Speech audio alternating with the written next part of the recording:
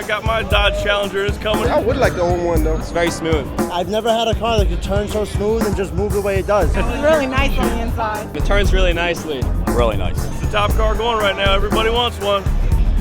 Gotta go.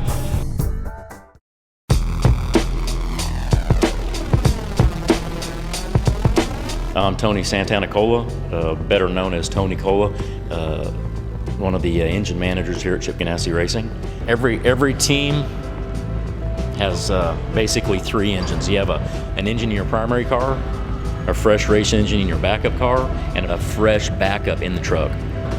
What we have here, this is our dock. This is basically our holding facility for when engines get extracted from the cars on Monday. Most every part that moves in an engine is brand new every race. An engine's only good for one event. So every race, the engine comes completely apart. Every race, the race winner gets checked, second place gets checked, and they pull a random. So at Talladega, when they disassemble the engine, they're checking the cubic inches of the engine, okay, which is bore and stroke, the compression of the engine, okay, whether it's a roller or a flat tap it because it's not legal to run a roller cam. Make sure the rod weighs 525 grams. Make sure the piston pin weighs 70 grams. Make sure the piston weighs 400 grams. They check intake runner placement, intake runner height, exhaust port height, display angles of the valves, but the engine is held to such close tolerances you really can't, unless it was a mistake, you're not going to find, the guys aren't going to send an illegal piece of the racetrack. It's always valve train's always the area you dig the hardest at. In years past, it was reciprocating part weight. Rod weight, pin weight, piston weight, everybody was really chasing that. NASCAR put a rule on that, so obviously that's done. Then you have your valve train and your intake track and exhaust track and headers. We have 3 engineers on staff that pretty much all work in the valve train area. We rotate 160 engines. You could basically point to any part in any engine, I could tell you the history of that part. An R5 P7 Dodge engine has 749 parts in it. After the engines are disassembled, every component is brought in this room and sanitized. It's run through those 2 jet cleaning tanks. Those are basically the dirty tanks. The blocks come out here, like I said, it knocks all the rocks, rubber, and oil off of it. Block goes to the machine shop and gets machined every event. Mainline bores, decks, and lifter bores every event. And when all the components come in here, the blocks get the main line done, which honed. The cylinder bore is honed, the deck's checked, and the lifter bore is honed every event. What the CK21 does is hone the cylinder bore round to whichever bore size you tell it to. And he'll hold those things within a couple tenths from top to bottom, side to side. He'll hold that within a couple tenths of a thousandth. So to give people, a lot of people say, what's a tenth? You know, what is a tenth? A couple tenths of a thousandth. What is that? It's hard to correlate that. Basically a piece of hair split 10 times. It hones with 8 diamond shoes, diamond impregnated shoes. All right. We have 3 Chevalier mills. We do a vast amount of projects from cutting piston pockets to milling the faces of intake manifolds to making carburetor parts, cutting the ends of rods. We do basically, really, these things will do hundreds and thousands of different type of jobs.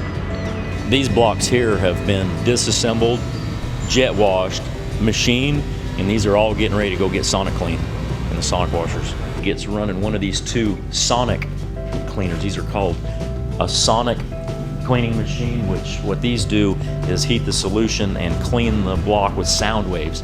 We do reuse the crank and rods, so those have to be checked for cracks after every teardown. And what this machine does is it floods it with a solution that has microscopic metal parts in it.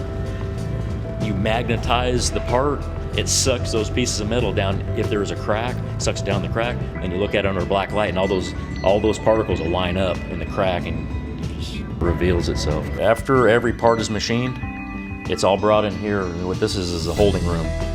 This has all of our clean parts and machined blocks in this room.